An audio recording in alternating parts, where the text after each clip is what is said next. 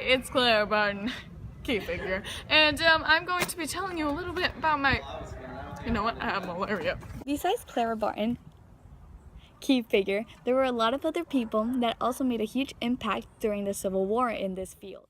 Meet Julian J. Kilsome. Kilsome was an army surgeon for the Confederacy in 1861. He is best known for inventing the chloroform inhaler, which was used a lot during the Civil War. And not to forget Jonathan Letterman. He was a medical director of the Army of Potomac.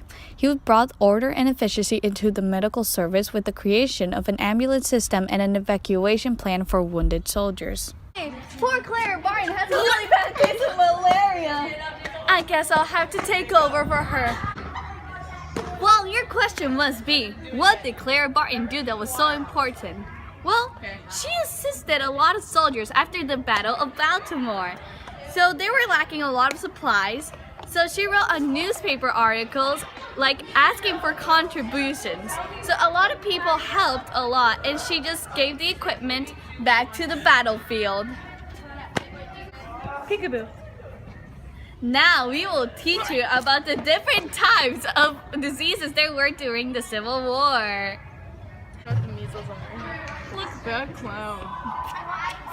Hey, Mom! I got the measles. Don't spread it to me. And they spread rapidly because we all stay in small places. The measles caused 45,000 deaths in the Union Army and 50,000 deaths in the Confederate Army. The measles are a viral infection of the respiratory system.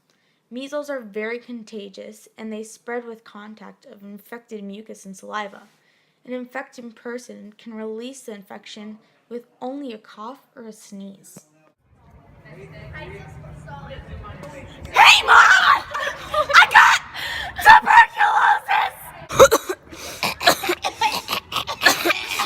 Tuberculosis killed around 30,000 soldiers in the Civil War.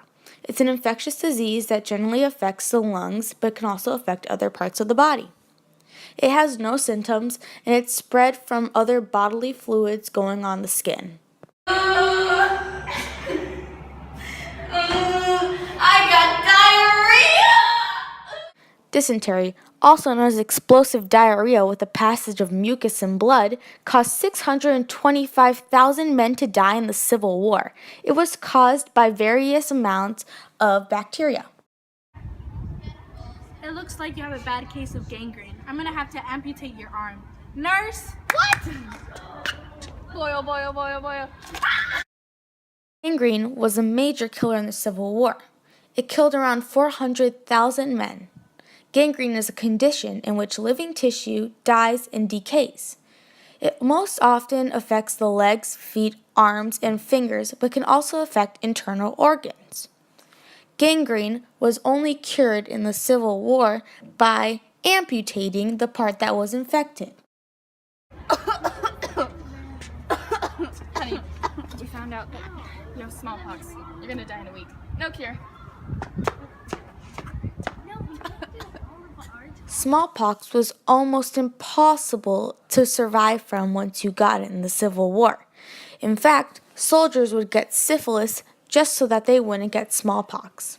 Smallpox causes you to have rashes, small bumps, blisters, scabs, or scars on the skin. It also caused headaches, vomiting, fever, or chills.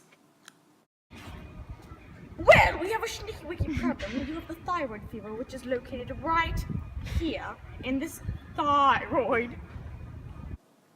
Thyroid fever killed over 30,000 people in the Civil War. It spread from contaminated food and water. It causes pain in the abdomen or muscles, bloating, constipation, diarrhea, nausea, or vomiting, fever, chills, loss of appetite, headaches, muscle weaknesses, rash with small red dots, skin rash, or weight loss.